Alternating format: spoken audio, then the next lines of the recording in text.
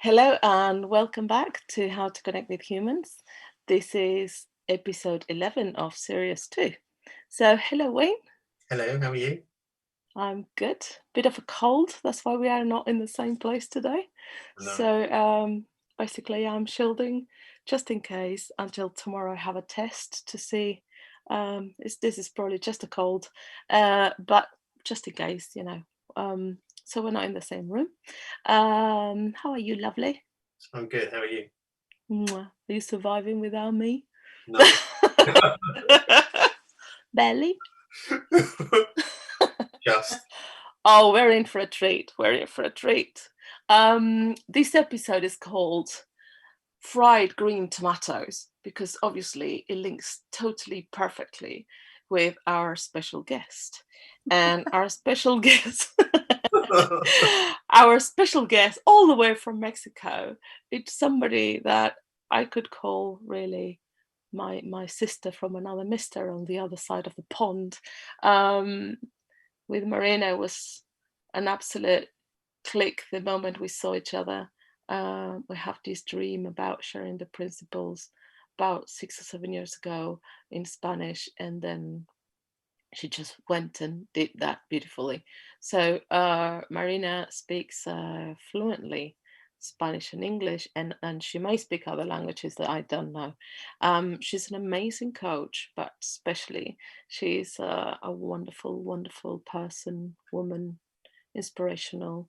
Um, I I can't tell you how much I love her, and the rest I would like her to actually um, tell us herself. So, Marina, with these fried green tomatoes that you bring freshly served from Mexico, hello and welcome. Hi, thank you. Thank you, Carolina. Thank you, Wayne, and thank you everybody for being here.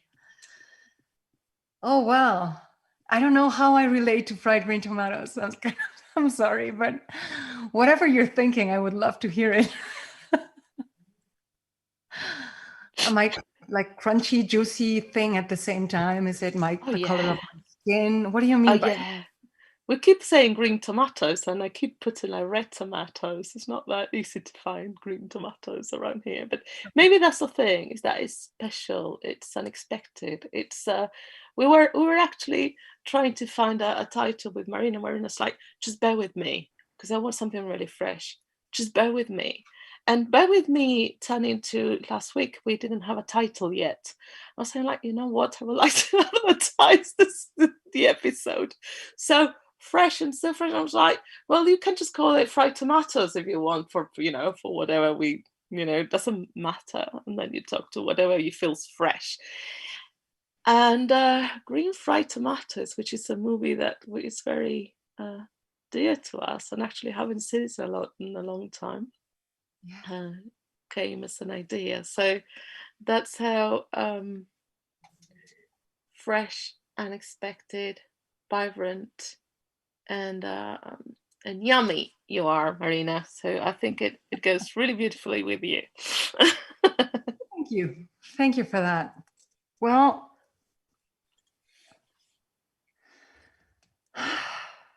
I really enjoy talking about what I am seeing fresh in the moment. Like I hate the idea of talking from a concept of something I have already chewed on and it kind of feels already dried out. And so, yeah, this bear with me is like a constant.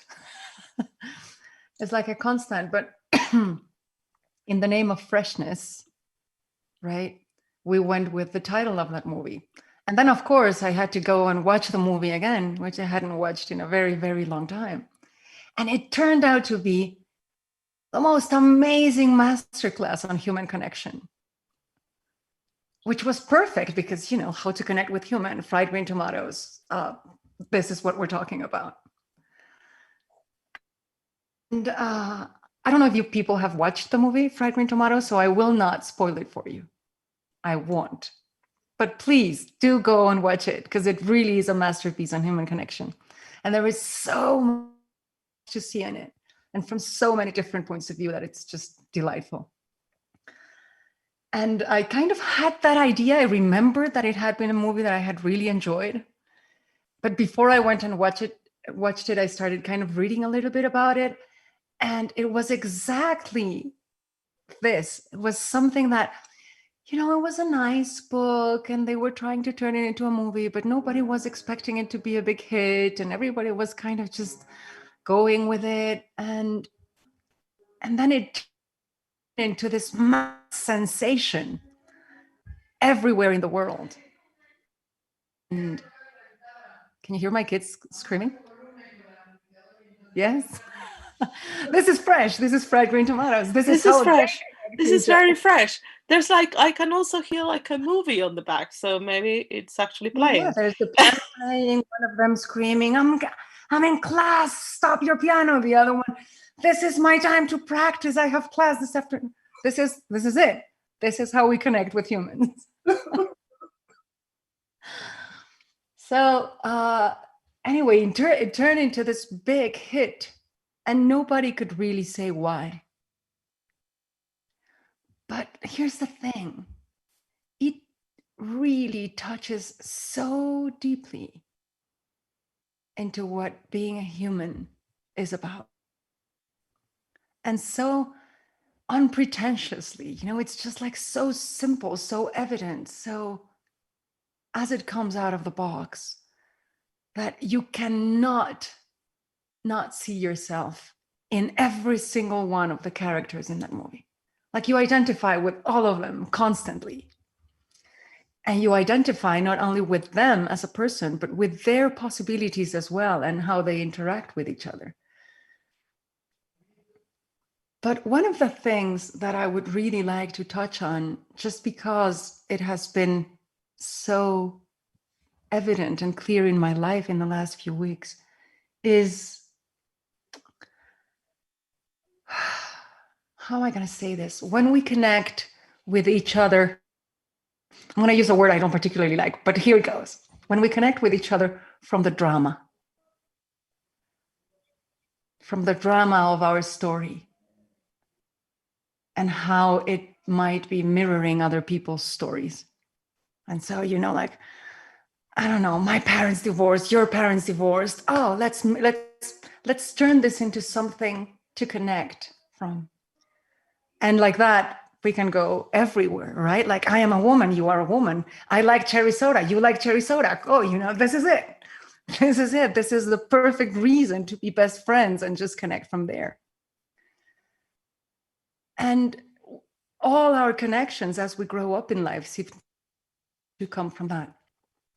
And yet those same beautiful possibilities of connecting from the drama, from the story, also automatically disconnect us from the ones that do not share that story with us. And so if I identify as Mexican, I am immediately disconnected from anyone who does not identify as Mexican. And Krishnamurti used to call that the first act of violence. When I label myself, I immediately have engaged in violence because I have separated myself from everyone and everything else. And so, in a way, the invitation behind that realization and the movie and the conversation that we are having here today is an invitation to let go of the story for a second and realize how we connect truly through just our humanity and our possibility in life. I was talking to someone earlier today, and we were discussing how we seem to perceive the world. And then we went a little bit deeper and we saw how well we don't really perceive the world per se. We just perceive the contrast between our conditioning and the world. And then we went deeper and saw that, well, we actually don't perceive the world. We just can perceive our conditioning. That's it, right? And so how we are in constant relationship with concept, with belief, with idea, with thought. And that interrupts the relationship with life or with another human being that can be standing in front of me.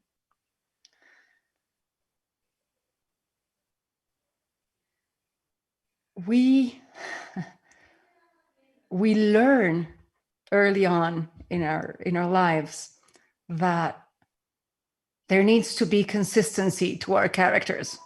Yes, it's like, you know, the novel or the movie or whatever. There needs to be consistency to who you are, to how you show up in the world, to react. But if we really stop and look at it for a second, we will see that first, well, it's all made up, of course. There is no consistency. But it's also just adopting a form of rigidity.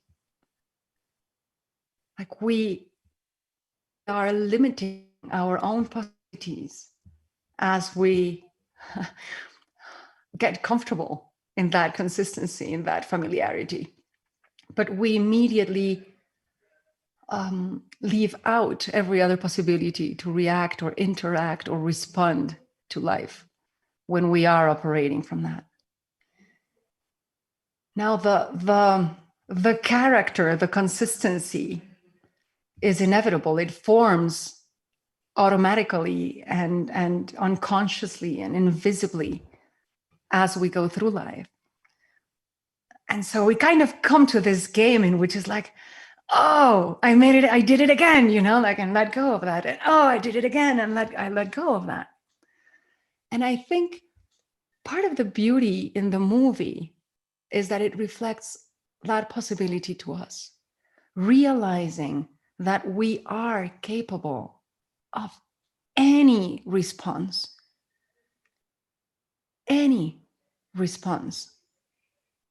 to the present circumstance. I was asking this person this morning, so what do you think forgiveness is? And he gave me a beautiful explanation of what forgiveness was for him. But again, it was just like, oh, well, that's your concept of forgiveness. That's not forgiveness. And now you go through life carrying this concept of forgiveness. And every time you find yourself in a situation in which forgiveness is needed, you're going to bring that concept and try to reproduce that. And that already took you away from the situation itself, from reality itself, and limited your possibilities of response. And so the possibility of meeting life as it is today, as it is right now, and just really saying, well, it seems like forgiveness is needed right now. What if forgiveness is none of the things I know it is? How would it look like today? And we might just surprise ourselves with this possibility that every single experience we have, I am going to choose my words very carefully here.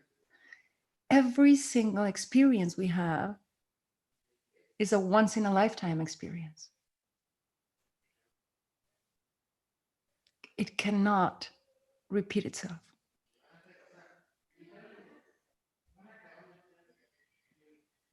It is possible for any situation or experience or circumstance to repeat itself. I mean, simply because I am not the same person I was 5 minutes ago. I already saw something different. So no matter how much I replicate the circumstance outside of me, it can't be the same.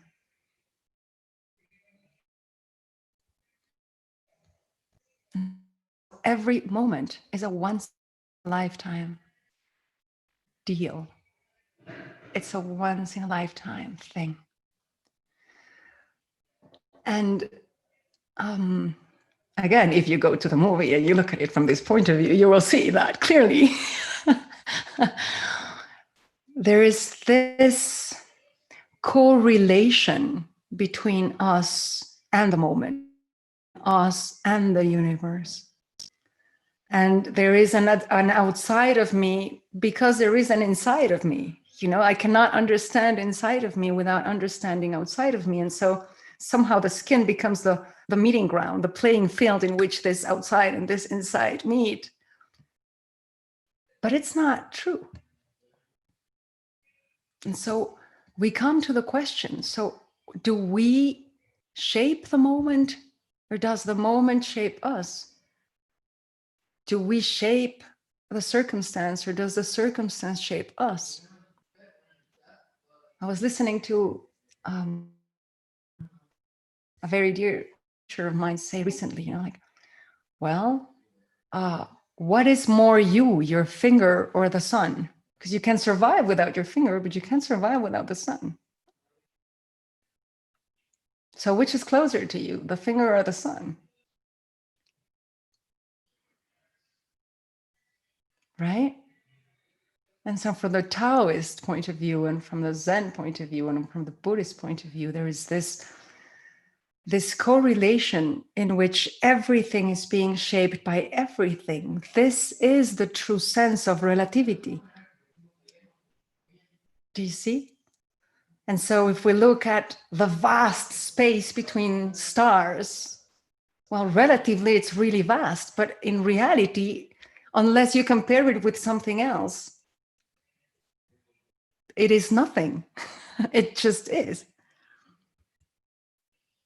And by the same logic, I can look at the microscopic events that are happening inside my body that are absolutely vital for me to stay healthy, Carolina. But from the micro point of view, they look like wars and genocides and horror stories, like absolute chaos.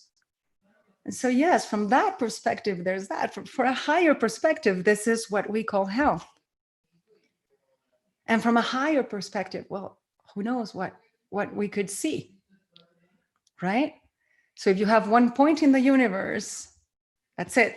That's all there is. If you have 2 points in the universe, then you have a relationship, but you kind of need if they are in movement, you kind of need to have a third one to see actually what's going on, what's happening, right?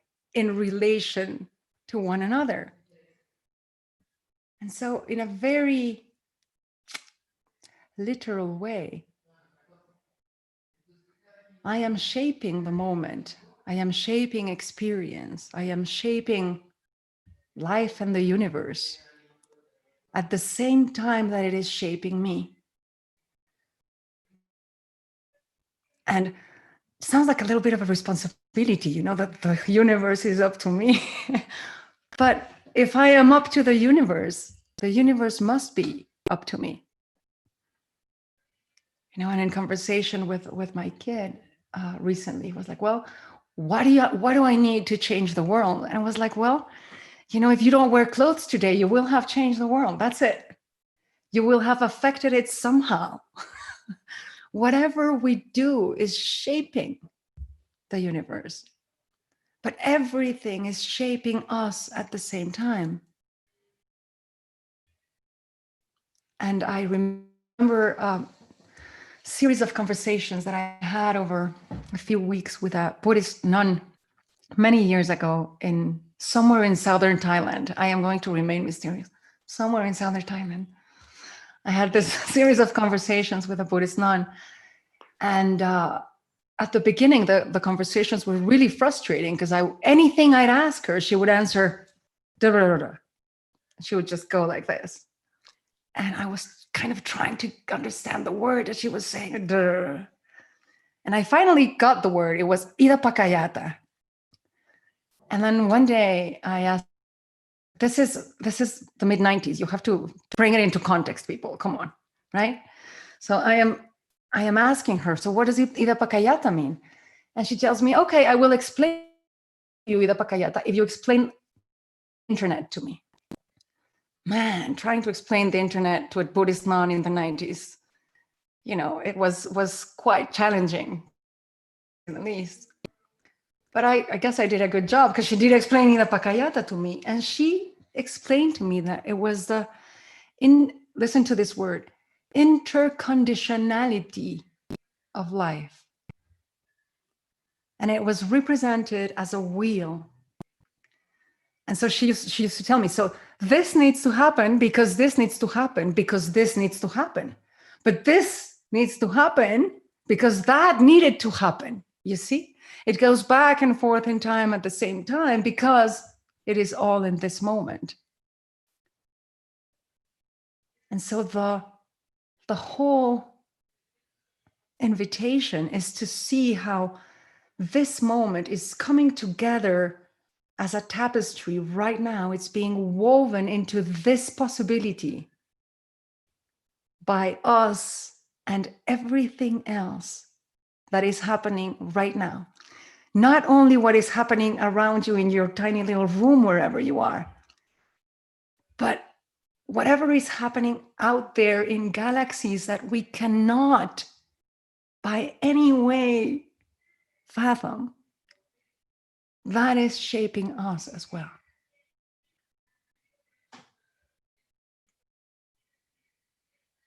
And remaining open to possibilities comes from understanding this interconditionality, this interrelationship, this connectivity.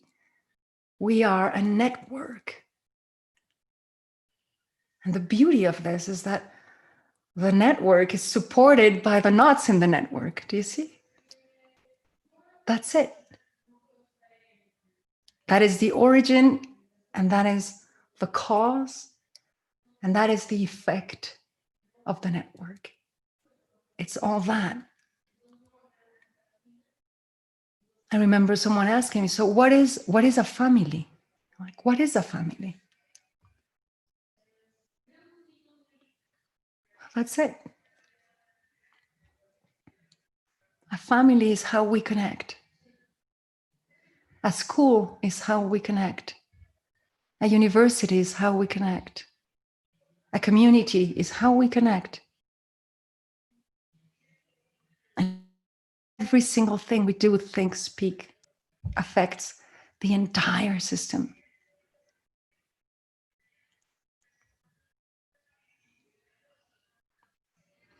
I said I was not going to spoil the movie, so I won't. I am incredibly tempted to use one of the things one of the stories in the movie to explain something, but I won't. So, well, please do. No, I won't. But just keep this in mind. Like even in the movie, they just kind of let you see it. It's kind of there. And it's the typical moment where your kids, if they see it, they go like, "Oh my God, was that what happened? Was that it?" But they never clear it in the movie. So it's just like left there on the side. And that too brings us back to that possibility of, well, this could have been one of the things that happened, but what do you think happened? And whatever story you tell about what happened will shape your universe and your experience of that universe. So any story I tell myself about any of you or any human being will shape how I connect with you. And it will end up shaping how you connect with me. It must.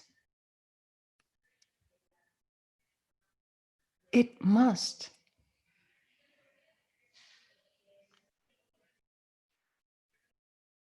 There is nothing fresher and tastier than that, than recognizing that, well, freshness and tastiness is all there is. That's it. This is the game. We have been invited to a banquet, and every single bite we take is unique,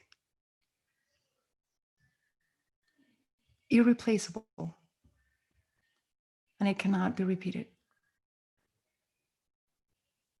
And from that huge space of possibility, that is where we can really, really connect from.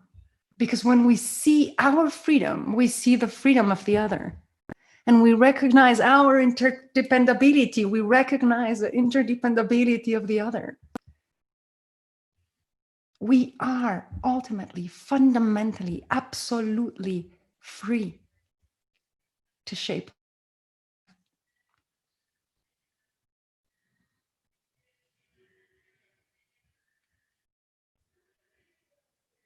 We are shaping it.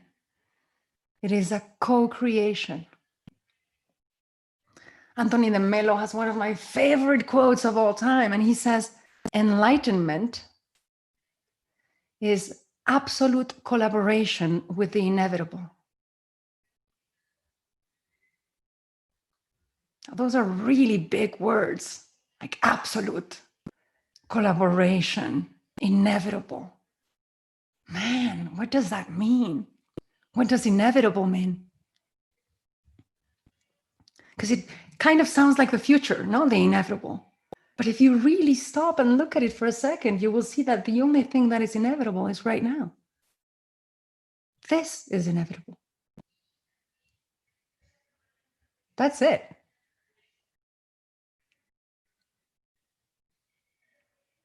So how do we collaborate with it? I am going to do what the movie does. I'm not going to answer these questions for you. And how do you do it? Absolutely, like radical collaboration.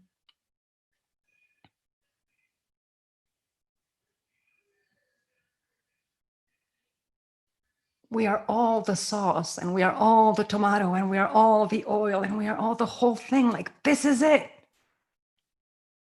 It's like a freaking broth. You know?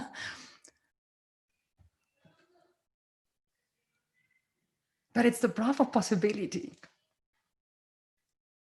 And anything you add to it will alter it, will change it.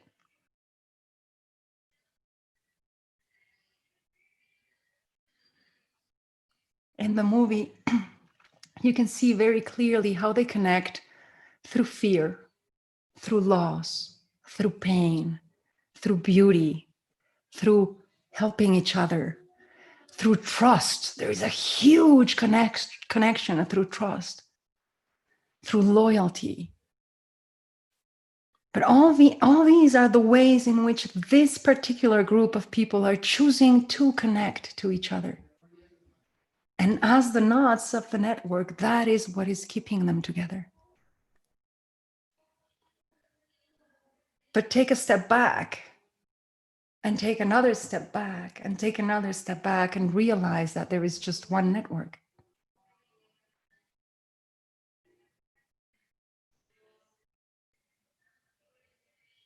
And even though we connect through the knots that we are choosing to connect from, we are also connected from the space in which we are existing. The whole space that is holding the network together, allowing the network to be, bringing it to life, feeding it with energy. Consistency is an option.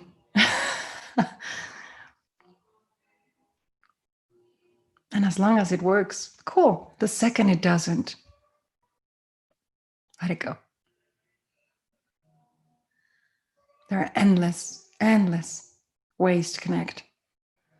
And when I mean endless, I mean endless. Like, I used to think of eternity in terms of, well, from the beginning of time until forever.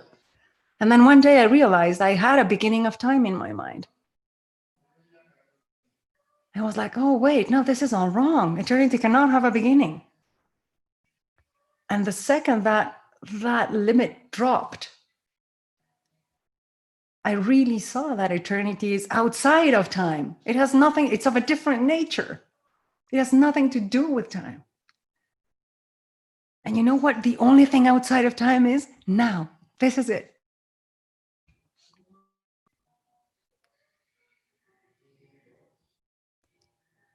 It's difficult to understand or try to even contemplate relativity without distance and without time. But try to look at relativity as it is now. And you will enter a completely new field of exploration.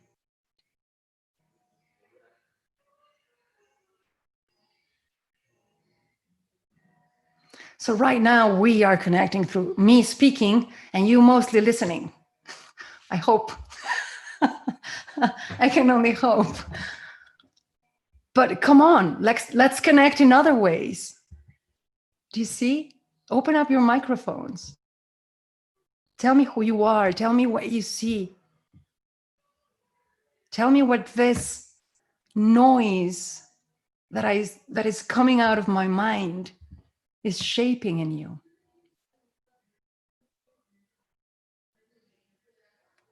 Allow me to be shaped by you. You, Chris, go. Yes. Right, we're gonna wait, Chris. We may need to, because sorry. It's working. Oh, he's speaking. He's working. It's working. There we go. There you go, Chris. Go. So what I do is I draw while I'm listening. Ah. So this is art, a piece of art that's just happening, and for me the whole sort. What you're talking about is I had to write a resume here earlier today about my photography, and I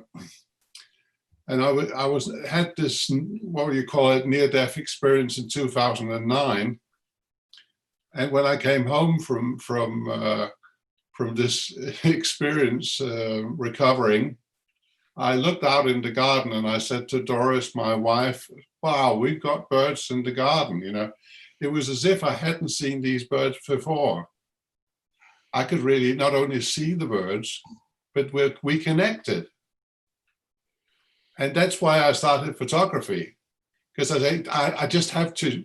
I also found out that when it's at its best, it's not it's just what I do is I have my camera or whatever, and then it just starts happening. I'm not trying to, now I'm going to, yeah, I guess I'm technically good at what I like the technical stuff, but I just had this feeling that it's like the pop-up windows. Wow, here it comes, yeah. So the only thing I'm doing is pressing the trigger.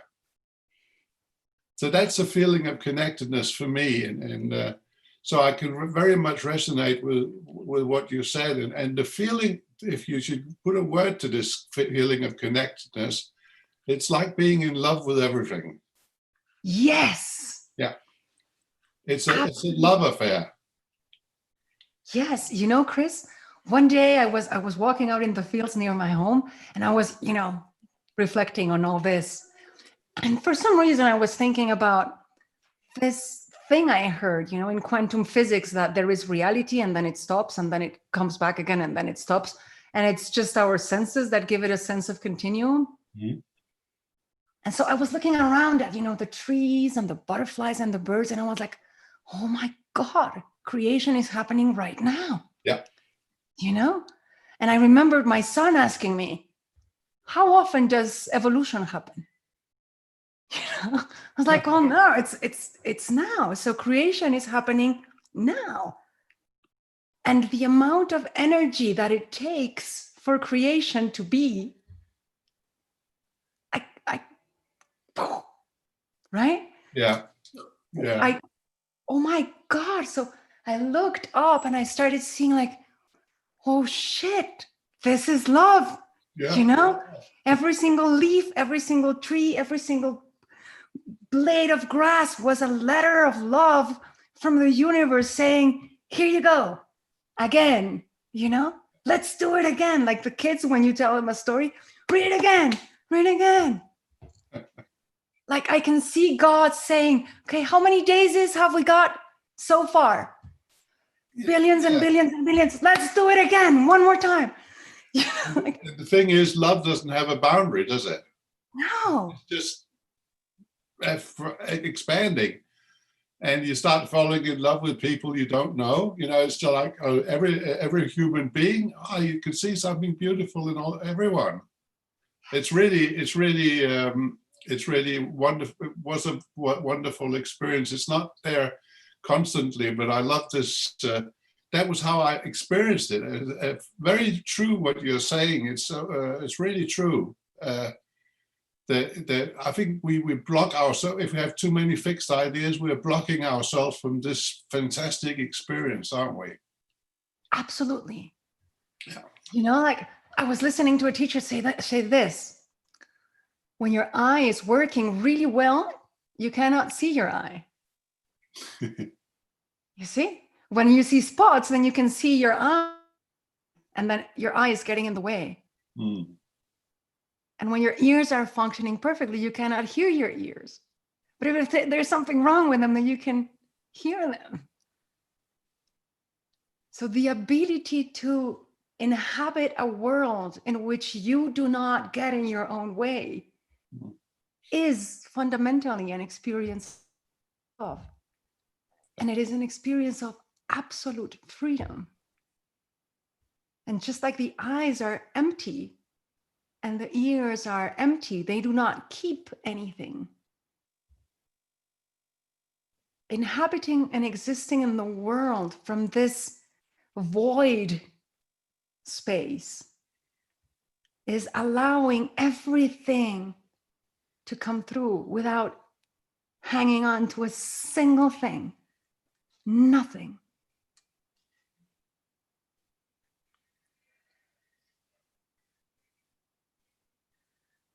Talk about melting in love, right?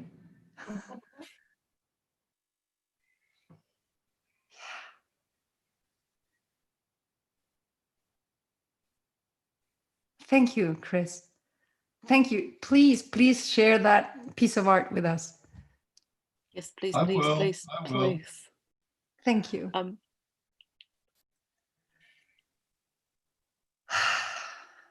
So Feed please us. feel free to mute yourself if you want to share or ask, or if you don't want to ask yourself and you want to type it on the comments, we can read it for you, okay? And so you don't have to ask it, or you won't be on the video per se. So please feel free. Well, that was a roller coaster. So thank you so much, Marina. I've been trying to make these calls for a couple of weeks, but I've had other things that kind of coincide. And I saw Marina was on today. I'd come across one of your mentoring sessions with the Super Coach Cafe, and I was like, I have to make this one, and I'm really glad that I did. So thank you, Carolina and Wayne, for making this possible, and Marina for being here. I was. And excuse me if it comes out a bit random, because I'm still trying to sort through it in my head. Possibilities abound. I think what you said about not needing to be consistent in our personalities is something I've been struggling with a lot lately. Because I'm going from being somebody that worked in corporate and being a leader, and now just transitioned to starting my own coaching business. So I'm in that process of figuring out what kind of a coach I am and what kind of people do I want to work with. And over the past week, and I thought I had it all figured out. I had everything written up, I had my niche and all that. And for about the last week, I've been like struggling with myself. And I wasn't sure if it was an honest struggle or just like cold feet, because I'm about to launch my website. But what you just said just really made me feel at ease, because I had like a very well-defined niche by marketing standards, but something about it didn't click. I wanted to work with successful men going through midlife transition and so on. And I started to dismantle it piece by piece. I was like, I don't want to just work with successful people, because people who can be successful might not identify as successful. So I took that off. Then wait, I don't need to work with just men, because I collaborate with a lot of great women. And so I took that off. And then I was like, wait, it's like midlife only, but I'm already working with some people who are early in their careers and people that are later. So I took that off. But then I thought I was just making excuses to myself, that I was literally just having cold feet and I didn't want to niche down. So what you just said about it just felt that I was disconnecting myself for so many people, and I did not want to limit myself with who I could work with. And literally just half an hour before this, I was trying to think of a different way to connect with people, transitioning away from traditional marketing. So I started just reaching out to a lot of people on LinkedIn and so on. And I found myself, whenever people would connect, I would start to look at them like I used to do in my corporate mentalities, like, how good of a partner will they be? Will they be a possible client? What's their background? Will they be able to afford coaching or not? I'd like, all this stuff was running in my head, because I literally got a connection from somebody in Africa, and immediately like kicked in. It's like, oh, it must be this, must be this. And I just started making up all these stories. And then I was just thinking, it's like, how can I connect with this person? And I was like, and I saw just one line that he was a founder of a new company. I was like, boom, that's it. Like, I'm starting a new business, he's starting a new business. I was like, what challenges are you having? I'm having challenges. So I just sent him a message along those lines because I had no idea what his background was or anything else. So just seeing, just what you said right now just made all of this fall into place for me, because I was literally just trying random things and seeing what clicked, what doesn't. But so yeah, thank you so much for that. Just seeing those possibilities and not thinking that there is only that one way. Being able to shift and adapt. I have been a very systematic person, everything by plan, everything laid out. So this is shaking everything up. So it is a very trying to get comfortable being uncomfortable and actually living in the now, as you mentioned, is a whole different experience. Yeah. I thought I could connect with people before. I was a great listener and everybody used to come and talk to me and everything. But what you just said about connection, I blew my mind. I was like, this is like exponentially of a much, much higher level than I thought connection could happen. So thank you so much for that. Oye, Firas, can I share a personal story with you? Please do. Okay, so recently in my head, I decided that I needed, like new connections and new fresh air in my life and change and movement and stuff. So I said, okay, how do I meet people, right? So I started, all the Facebook thing is that you may know this person and this person. I just started clicking like crazy, Yeah. I didn't care whoever was on it. I wanted to know who they were, right? But then I noticed this. Some of them would then contact me, like, hi, where do I know you from? And then I would have to go and look up where they're coming from, like, it was like, what are the people that we know in common? But then I saw how the way I was willing to come across had to do with the people that we had in common. Wow. Do you see? I was like, oh my God, this is nonsense. Do you see? So it was like, who does that make me? Like, I have no idea. I have all these roles and all these characters, but that's not me. And so I am now very interested in seeing how I come across when I don't have anything, like it was like, what if there was nothing? What would happen then? Right? But so that's the end of the personal story, Firas. Now, there's another thing that you mentioned that I would really like to touch on. And this is really fresh for me. Like, this I saw only a couple of days ago, and it's kind of blowing my mind. So again, maybe it can come out not very articulated beautifully, but let's give it a try. So many years ago, a very, very dear friend of mine, a teacher of the principles, told me this: Marina, our job is to point people there. And they have been looking all their lives there. So they're so enamored and so engaged with the story of who they are and identity and da-da-da-da-da. And you are telling them, yeah, that's true, but look at that. And then they're going to go, yeah, but da-da-da-da-da-da-da-da-da. And this is a game of who gets tired first, right? You by pointing that way or them by pointing that way. Which is true, Firas. It is absolutely true. But a couple of days ago, I heard someone say, they were quoting a writer, and they were saying, the fool who insists on his folly will become wise. He must. I was like, what? That doesn't make any sense. So I started kind of playing with that. But then I saw that, yes, it's true. You have stories like Eckhart Tolle's story, who went so deeply into his identity and the suffering it created. And it became so heavy that it fell apart. It crushed under its own weight. Do you see? So, and I have a friend of mine. This is me in relationships. Yes?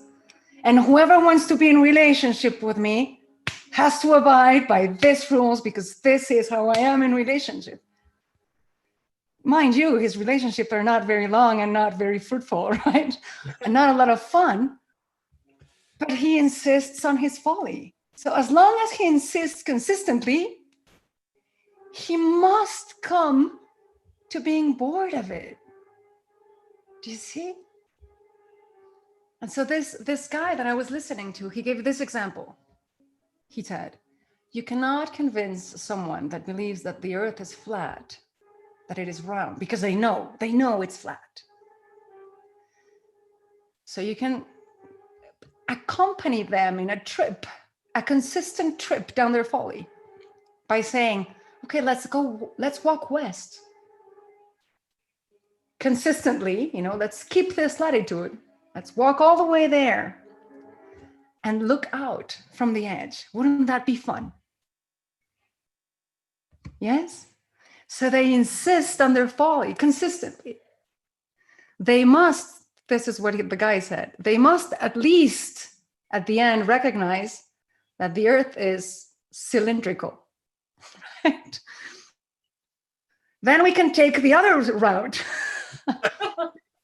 Do you see? So it's this insistence on the folly that it can pull you out the other end as if you're going through the eye of the needle. So in a way that kind of opened up my options, because now my job sometimes becomes this, but sometimes it becomes, yeah, let's go that way. Let's see what happens if we dive in. Do you see? It is my experience, Firas, that every single thing points to truth, because truth is all there is. So our folly to look away from it must take us there.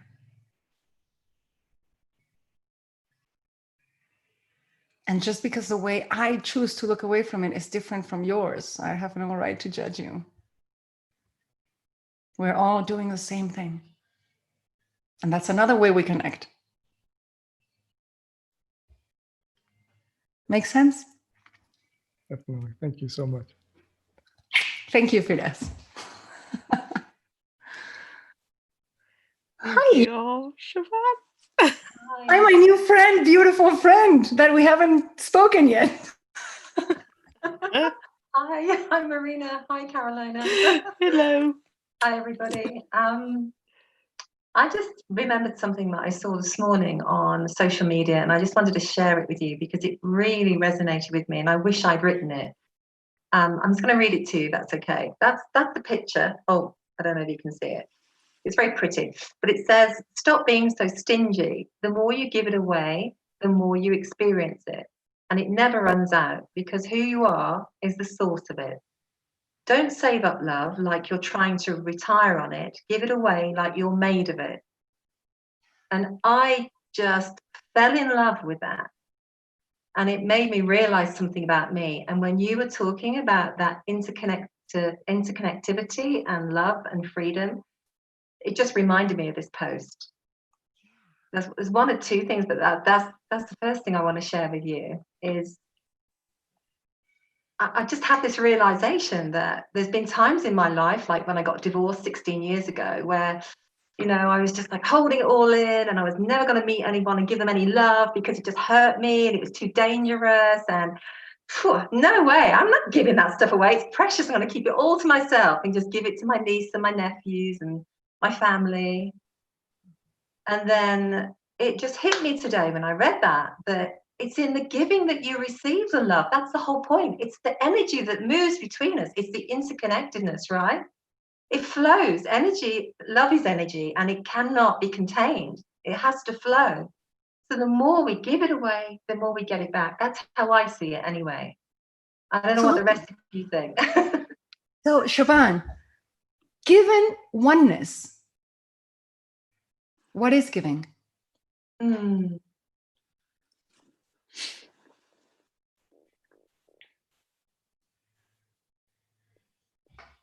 And that makes me think that,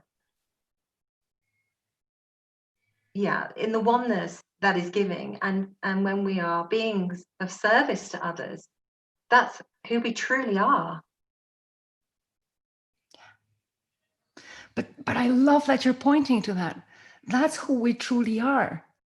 Because in this profession, you meet so many people that are willing to be of service, you know, and like that becomes their identity. And that identity, like a spot in your eyesight, gets in the way because that's what you are. You cannot do or get what you are. It's impossible. They are of different natures. Yeah. And although I say it is who we are, it's part of who we are, I still don't know who I am truly.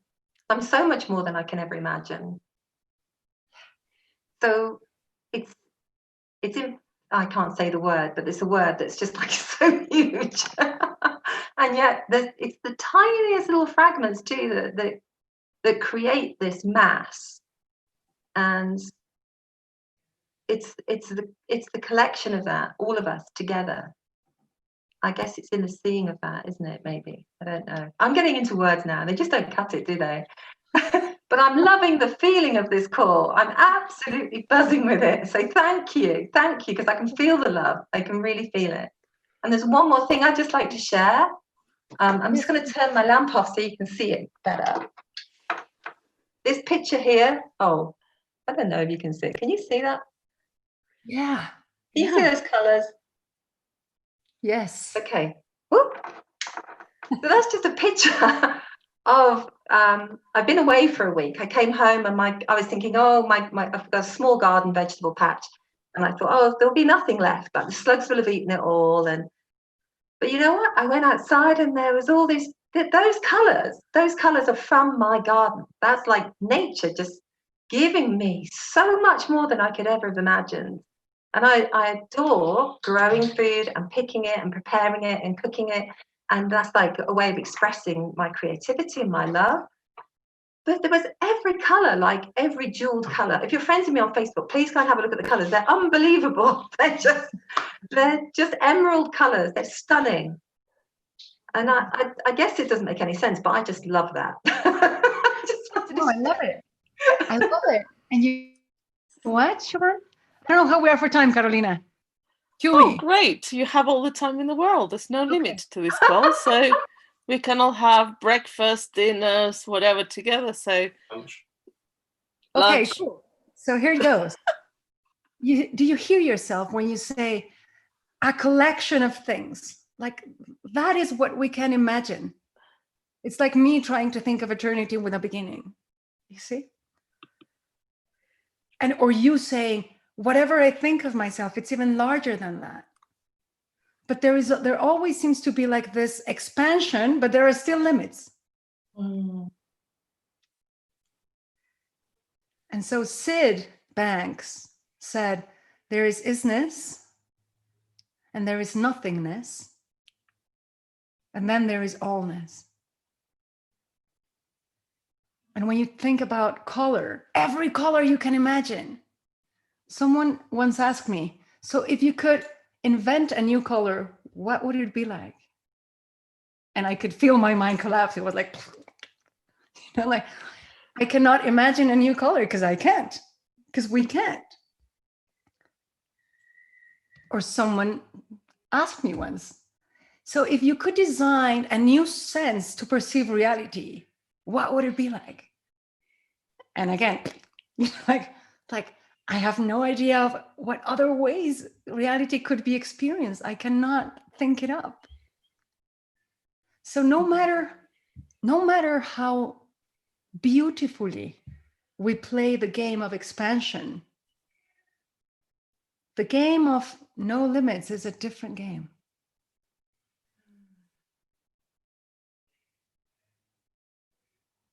It's a completely different game. So you are everything that you are, plus everything that you could get to be, plus everything that you could imagine you are, plus everything you could imagine you could get to be, plus everything everyone has ever been, plus every possibility everyone has ever had or will ever have, plus what you cannot imagine. It's like That's who you are. You are the space in which the game is played.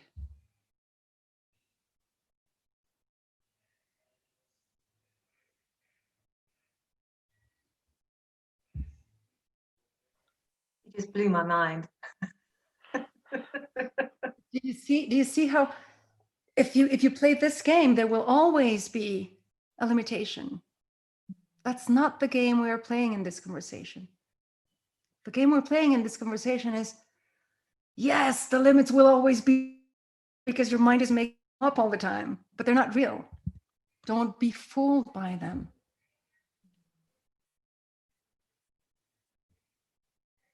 Thank you, Marina. Thank you. Thank you so much. Wow. Oh my gosh. I have lovely comments. I wonder if, Wayne, is there something that you would like to share? I think for me, with what Marina just said, it was, we are everything. We are, as Faraz just put, we are infinite potential. And I've seen that so much more recently than I ever have. And just, it's one thing going, oh yeah, we are everything. But then it's another actually 110% believing that, knowing that. And I think for me, that's, it's just incredible. It's incredible to know that, to feel that, to know that I can get up tomorrow morning and be whoever I want to be, whatever I want to be. And it's all okay. Yeah.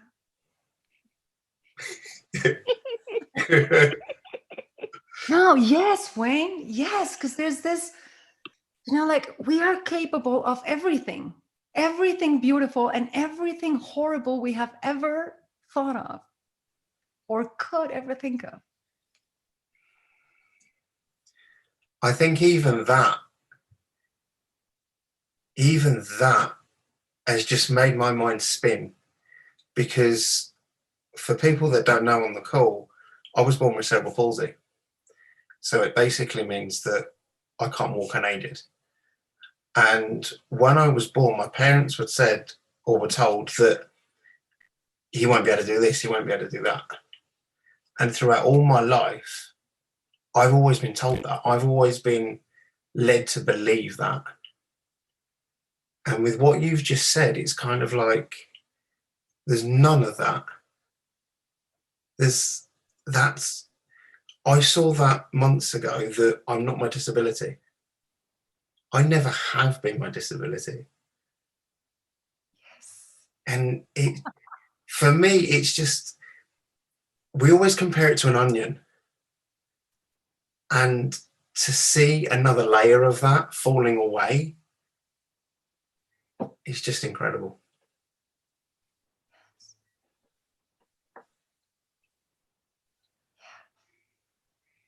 We should have called this episode Fried Green Onions, I guess.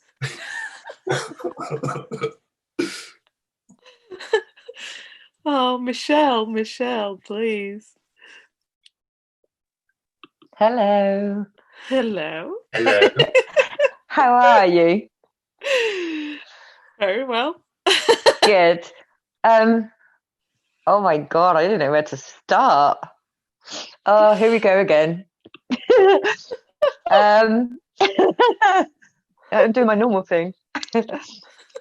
It's tears of joy, just so you know.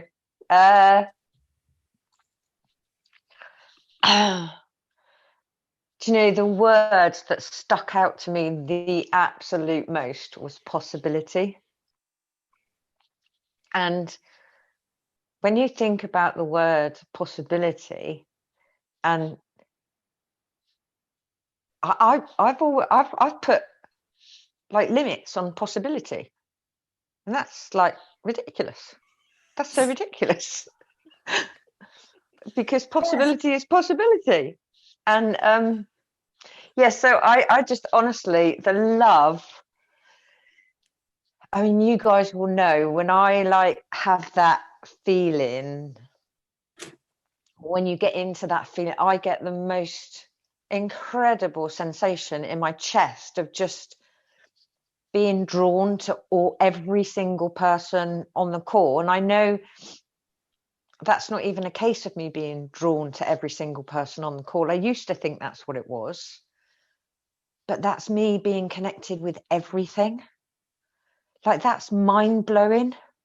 That's just so, like, I'm connected with my radiator, and like, you know, the most inanimate object you could ever think of, like, it's just everything, and it's amazing. And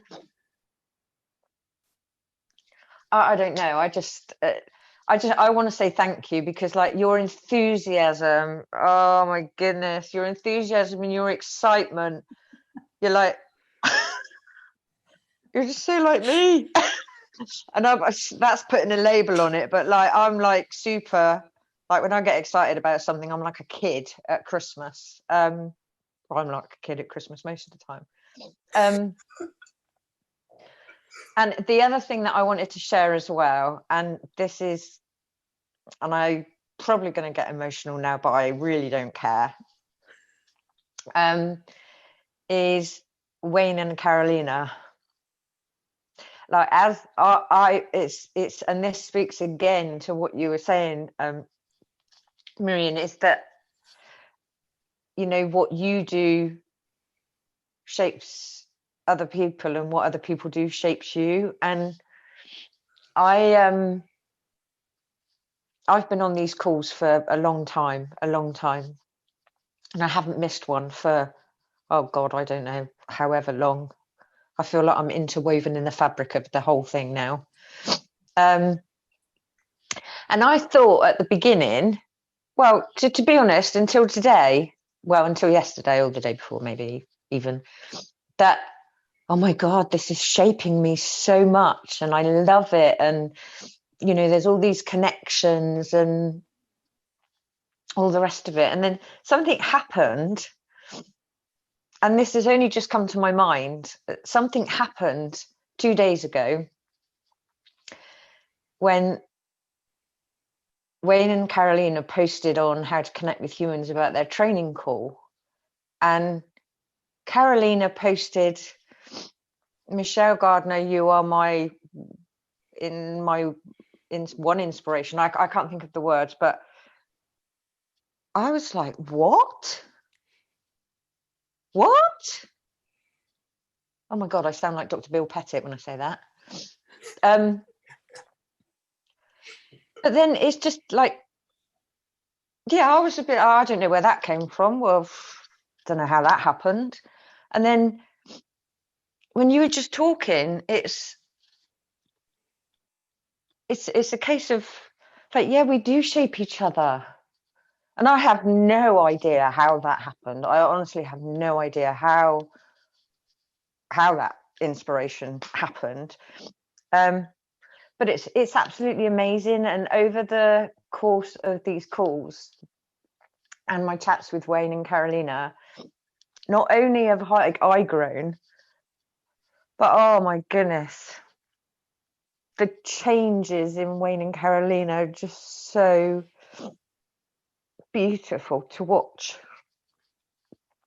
And I'm so grateful to have them in my life. But to see them stepping into their power and their possibility and their superhuman hero costumes, it's unbelievable. It really is. And I'm so grateful to you both for creating this amazing thing that you've created, because my transformation has just been incredible and absolutely incredible over the last 14 weeks. When I look at my life 15 weeks ago and I look at it now, it's mind-blowing, absolutely mind-blowing. So thank you. I'm going to stop talking now, because I I heard somebody say this was on a call actually, on one of these calls a couple of weeks ago. I'm a little bit like, what was it? I'm a little bit like, what are the crisps in the tube? Pringles. Pringles. That's it. When I pop, I can't stop. So I'm going to shut up now. But thank you. I've absolutely loved it. Thank you. Thank you, Michelle. You know, as you were talking, the image that was coming to my head was the river and the riverbank. Like, what shapes what? What was first, the river of the riverbank? You know, like that. It's just shaped by possibility in the now. But even as the water is flowing down the river, you know, it's encountering not only the riverbank, it's also finding rocks and stones and branches and stuff, and that is shaping the river. But that is also shaping the riverbank. That is shaping the river. So you see, it's just whatever we do, we create a void, and nature abhors a void and fills it immediately with something. And that's how we go. That's how we play. Isn't it beautiful? But It's to just think, like, sorry. But to think, Michelle, in any variation of what I am going to say, that you are alone, or that you are an accident in this world, random thing, is absolutely impossible. It is absolutely impossible. And yet we all act as if we were alone. And like, I want to be seen. I want to impact people. I want to be loved. I want to, man, your radiator, you are in conversation with it. It's shaping you. The phone is shaping you. Your toothbrush is having conversations with you. You see, the pots and pans are having conversations with you. The trees, the caterpillars, the sun, the light, the wind. Everything is in conversation with us. And if we're willing to listen, everything will shape us beautifully.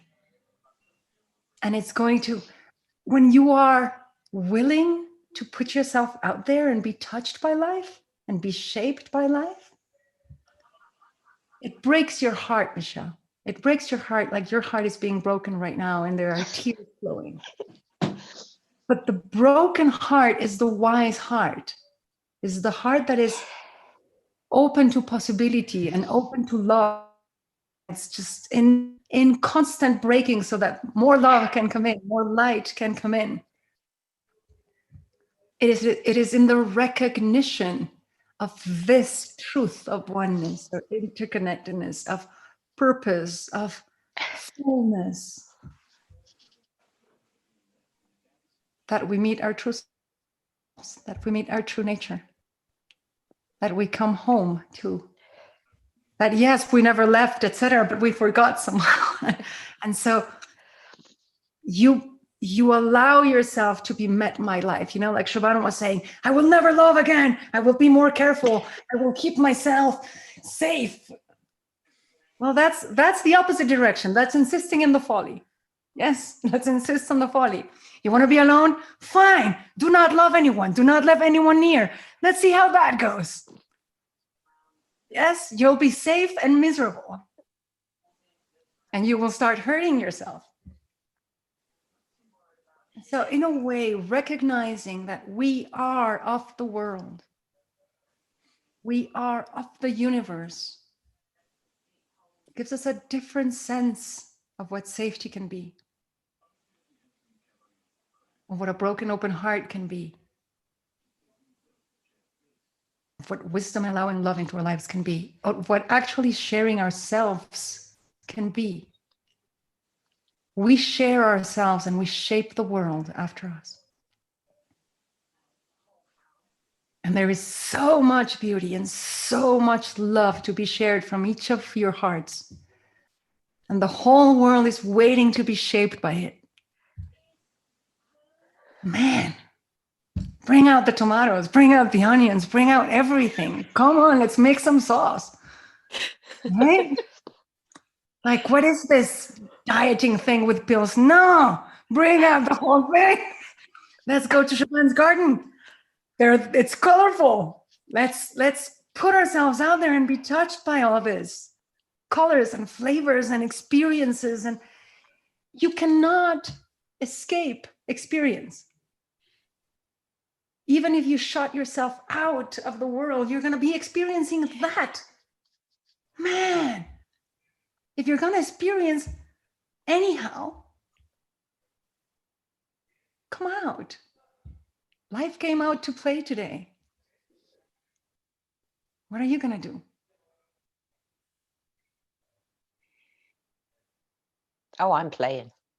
Hanging on your door, come out to play. Hey, look, I made this day for you.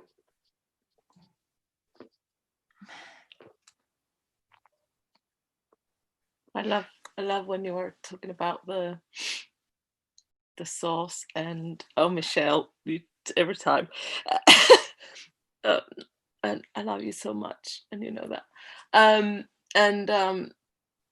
But so this rich source that we live in, that we are all in, and then you go like, what? Me? How can that be? How can somebody send me a message saying something I did was so special, or they found it that inspirational, or like it's like telling me, I'm seeing you, you're here, you're me.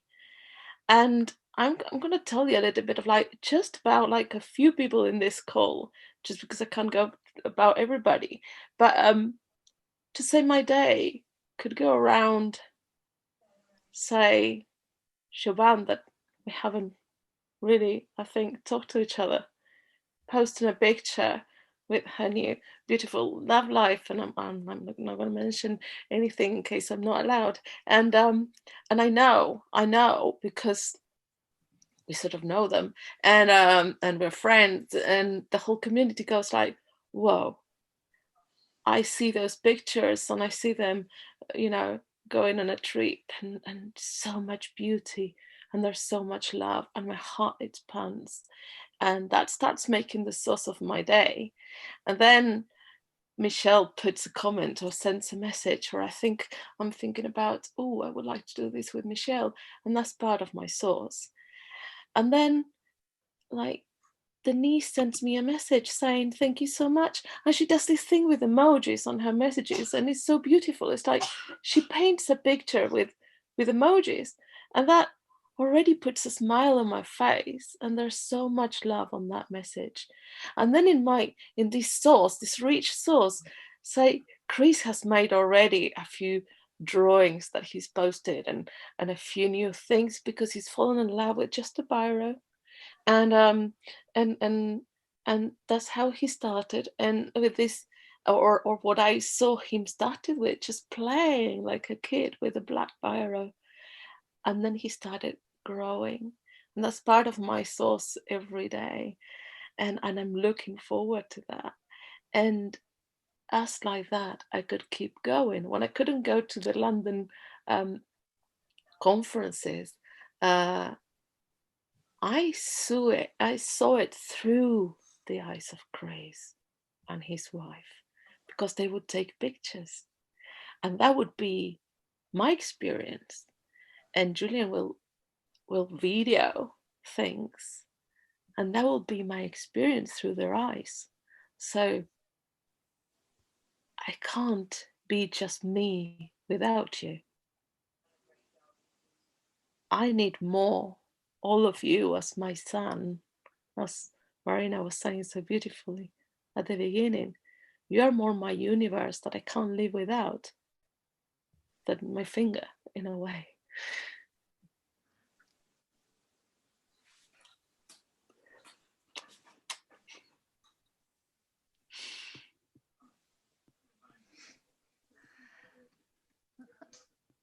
I remember a teacher of mine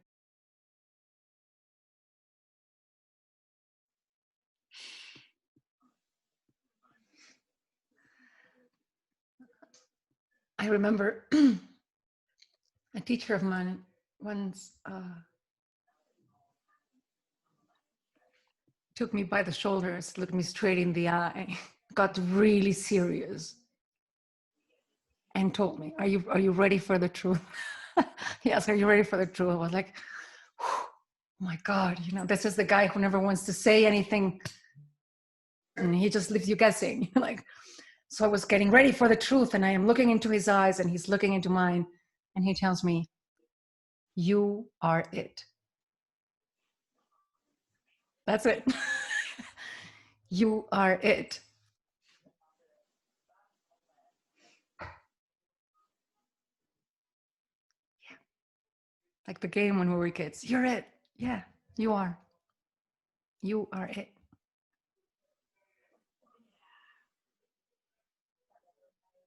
It's so simple.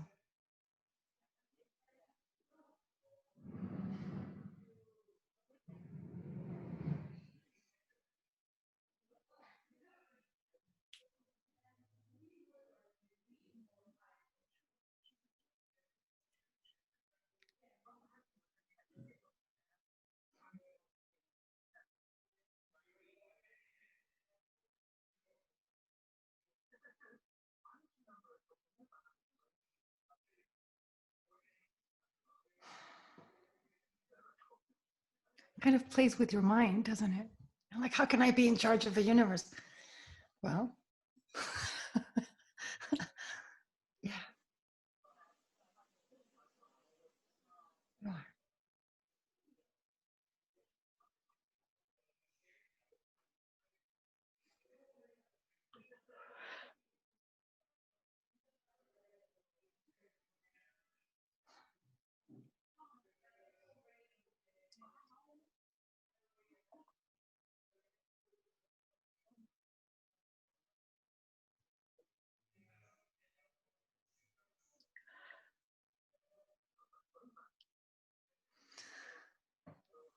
I am looking at you all, you know, and I'm seeing your smiles and your eyes. I am feeling your silence.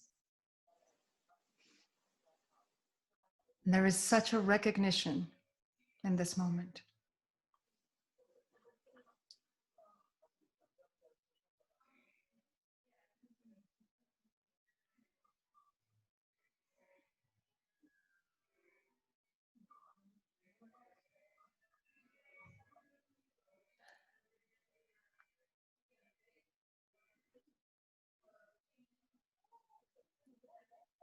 And you know, I'm going to say this because I'm hearing my kid playing the piano. So here's it. Here it is. If the goal of music would be to get to it, you know, the faster player would be done in an instant. That's it. But that's not the point of music.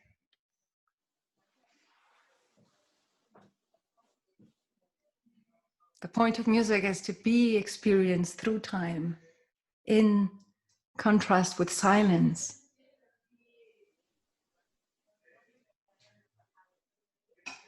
It is not about getting anywhere or accomplishing anything. About being.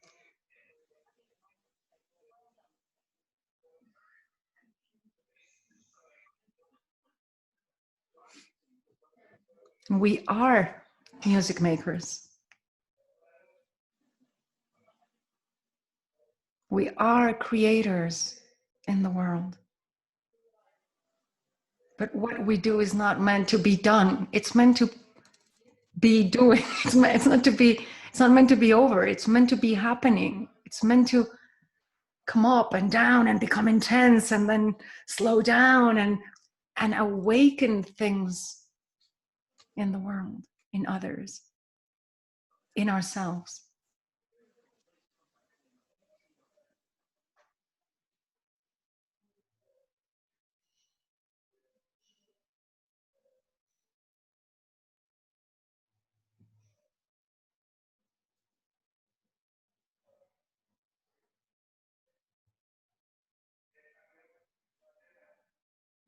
And you know, like you're saying, Michelle, I'm putting limitations on possibility. What the hell is that about?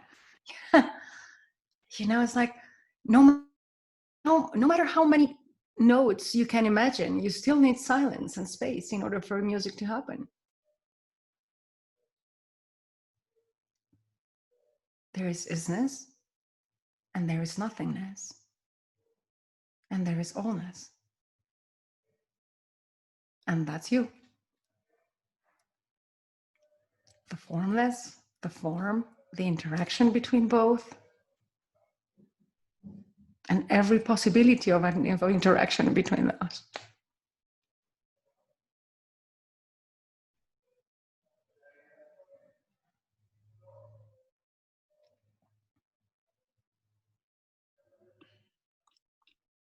So you see, we have shaped this call together. Every single one of us, even the ones that are not wanting to be seen or are not wanting to be heard, they are shaping this moment. They are shaping our universe, our life, our experience right now. And this will inevitably shape the rest of our lives. It will.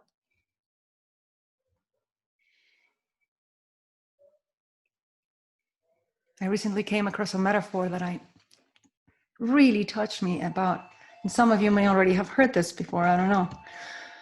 But it talks about how we are doing our best to figure out life rationally.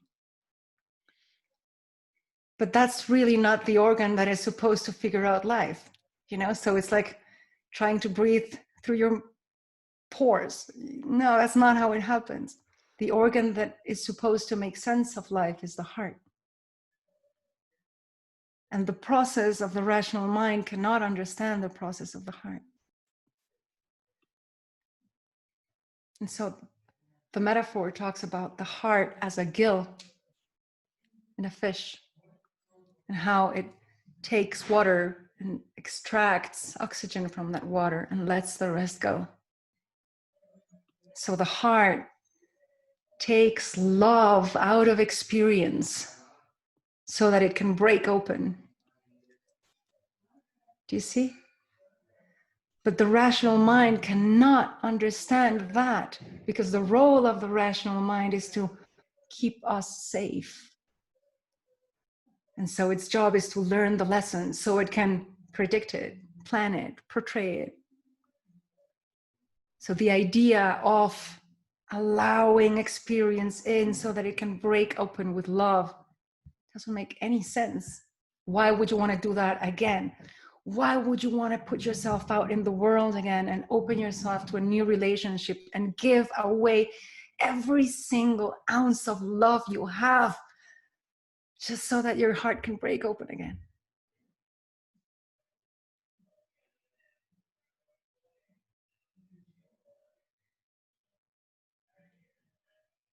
My lungs cannot understand my liver. My rational mind will never understand what my heart is doing. So trying to be in a call, you know, taking notes, understanding rationally. I know intellectually what you're talking about, but no. Forget that. The heart, it's doing its thing.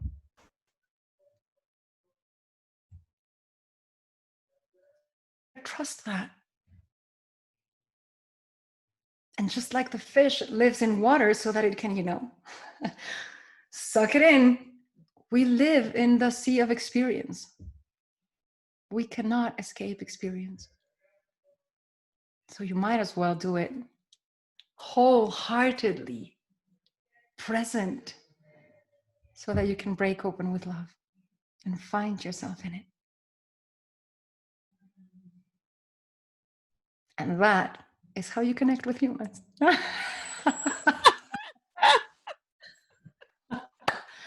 Ay. Ay. Órale. Órale. All this came from the movie. Please go watch it.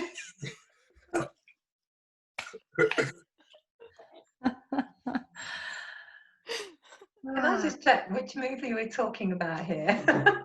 We're talking about Fried Green Tomatoes. Oh, it's an amazing film. Okay. It is. I need to watch it again now. Yes, I think we should do like a Zoom call, just watching the film all together. Like you know, Yeah. I get together cinema with this movie. Zoom through cinema. Yeah, it's all about this film and a little and a very stubborn Scottish man called Sydney Banks. But you will see in the movie how really power can only come from opening yourself up to life again, allowing life to touch you again, and how simply terrifying it can be. Thank you, everyone, really, for being here. This has been amazing. Thank you, Marina. This has been incredible, absolutely incredible call, and we got like lots of messages on the chat. And Will you send them to me, because I wanted to be here and I didn't read them. No, I know, and so we have Denise and hello both. I'll join us up, and lots of lovely emojis, as I said, hearts and flowers and lots of lovely things. You can see what she beautifully does, and then Fira said, thank you so much, Siobhan. That was so lovely. We cannot truly know who we are because we are so much more than we can possibly know. And Divya said, thank you very much for the wonderful wise talk and sharing. I have read and watched the movie Fried Green Tomatoes and the Whistle Stop Cafe a long time ago. Loved it and gave me upliftment at that time. And I recalled time I recall and hope. And thanks. And first said, what comes to mind is infinite potential. Yes. And Siobhan then said, thank you, Firas. It's so great when we come together like this and stuff resonates. Yes, infinite possibilities. I'm so grateful for this call. Thank you, Marina, Carolina, and Wayne. Everyone, in fact, such a beautiful feeling, so light, fun, and loving. Wayne, you're an inspiration. And and DVS says, Michelle, lovely to hear you. And Fred says, that was so lovely, Michelle, thank you. And Siobhan also says, you're so beautiful, Michelle. And then she goes like, what, me? And then Siobhan said, Marina, your words share yourself with me. When we share ourselves, we shape the world. I have deeply resonated with me and given me permission to finally do something that I've been pondering about for some time. Thank you. Oh, we want to know. Okay. And then Michelle says, what a beautiful call. Thank you, everyone. And kisses and love and hearts. And Claire says, I'm so moved. Thank you, Marina, and everyone. And lots of hearts.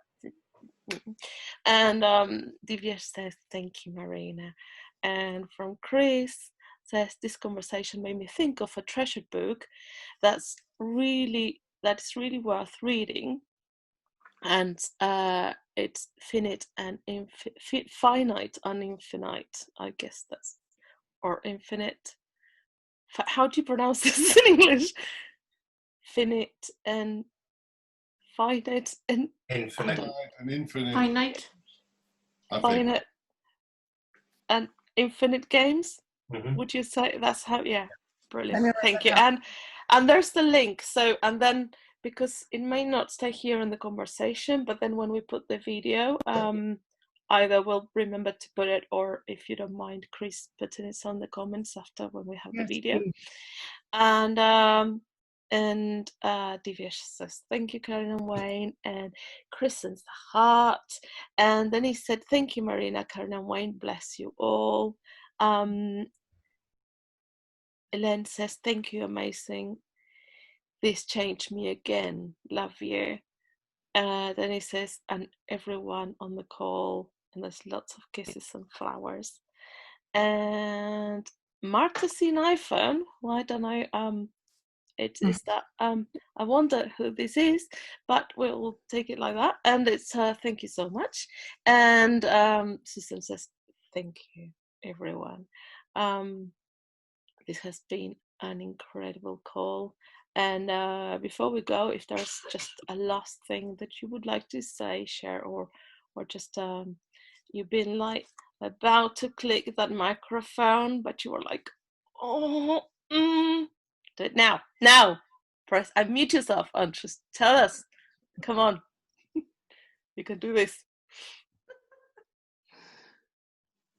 I want to give my gratitude to everybody on the call and Marina for coming here to speak with us all.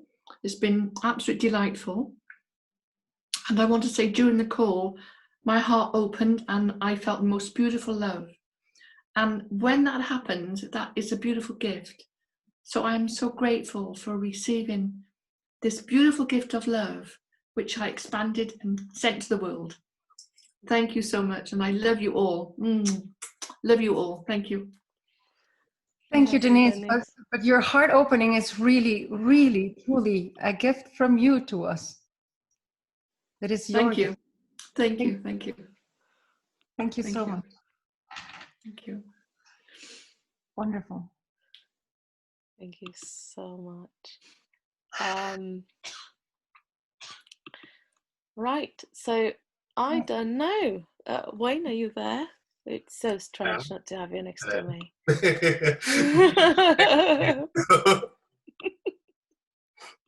What? And the cats. So he's absolutely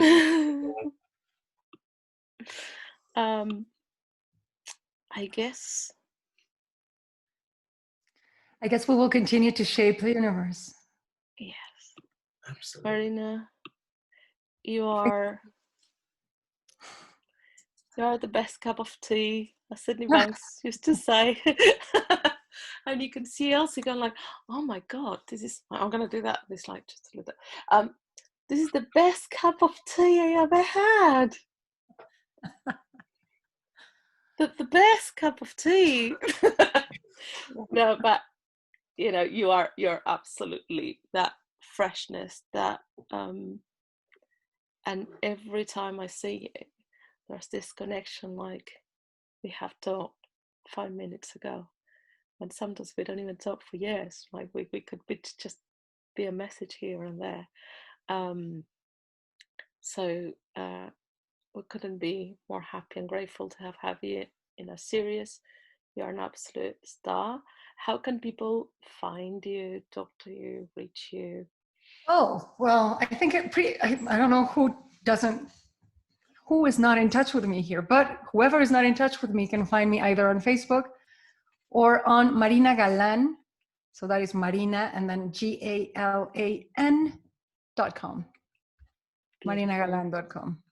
There you go. Yes, because what happens then, this goes as a video and will go on YouTube. So a lot of people will see it that maybe have never come across neither of us really, and then you will get all those connections that you were saying. Like it's not because you have things in common, it's maybe because you don't have anything in common, so that opens your connection to other people. There you go. And so Marina, we're gonna have to do something in Spanish. Look, yeah, right? We do, right? Yes. So como conectarse con seres humanos, it's probably coming. Yeah, right. Cool. And thank you so much. Thank you for everybody for staying in this call for so long. You're amazing. And Thanks. Yes, we can't do this without you. Next week, we are in for a treat, but also it's the end of series 2. We cannot believe this. Wayne, how come? I have no words. It's literally come too quick. Oh look, Concord is behind you. I know. So basically, we named our cats to us as in our favorite place that we go on holiday every year in Turkey. So that's Concord that you see behind you, and that's the name of the hotel we go to. And then the other cat, which is a girl, is called Antalya, which is actually the place we go to. So we are, yeah, because I'm talking, they can't see it. Yeah, now you talk. Yeah. You see it right in the corner, just above the window. Yeah. Little black and white thing. So a little black and white thing, that's Antalya. And the one that's stretching now, that's Concord. Yeah. And now when we go to Turkey, we're very attached. They have actually named themselves after our cats. So we have shaped our world that way. So next week, on our last episode of this series 2, we're having Christopher Wren. And Chris, we came across through help me out. Beyond Recovery. Beyond Recovery, thank you very much. And Jacqueline Hollows, who actually started series 2. And Chris was in prison, and now he's working on Beyond Thought that they created to help other people in the community. So their wish is to help young people in their community, especially, so to prevent them from going into prison or into the system. And he's going to call it, well, we decided to call it the simplicity of life, on how they love to see everything fresh, and how his life and everything he sees has changed, like the plants and the tomatoes that Siobhan sees out of her window now. So like little simple things have changed so much that his world, his girlfriend about to have a baby, and everything around him has transformed. So that's what we have as a very special treat next week. We'll see you at 7:30 as UK time. And thank you, Marina, again. Thanks, everybody. It's been an absolute treat. Thank you for shaping my universe today. Thank you for coming out to play.